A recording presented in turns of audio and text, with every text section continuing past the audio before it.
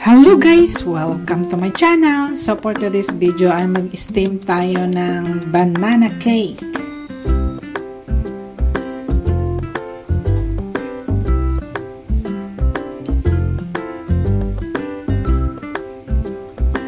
So mayroon tayong banana. So ang gagamitin natin ay 4 na piraso. So 4 pieces of banana. So overripe na yan guys. Nilagay ko sa freezer. So, imas natin. Then, saka natin i-set aside.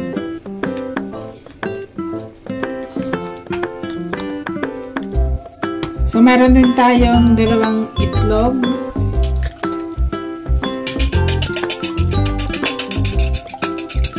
Ayan. So, scramble lang natin. So, gagamit din tayo ng 1 cup and half all-purpose flour. And then, gamit din tayo ng 1/2 cup milk.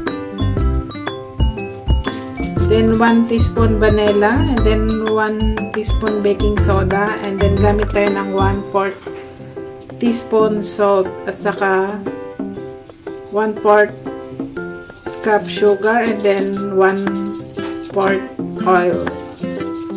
So, i-mix well lang natin. So, in-adjust ko yung sugar guys para hindi masyadong matamis kasi marami akong banana na nilagay. So, depende na yun guys sa gusto nyo. Kung gusto nyo matamis, so i-follow nyo yung ingredients. Pero pag gusto nyo ng tama lang yung tamis, so i-adjust nyo yung sugar. Kasi matamis yung banana. So, ayan guys. So, pinaghalo na natin. So, maglagay tayo ng oil doon sa steaming plate. Para hindi and then, lagay din natin yung baking paper. Lagyan ng oil. And then, saka natin ilagay yung banana cake. So, steam natin to guys ng 20 to 40 minutes.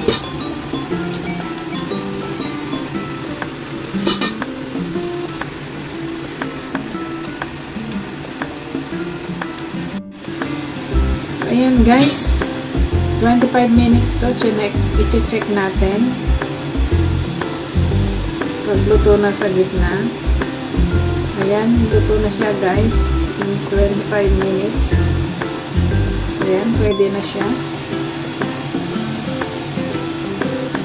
So, ayan guys, ay merienda na tayong steamed banana cake. So, thanks for watching. See you in my next vlog. Please like and subscribe. Bye-bye.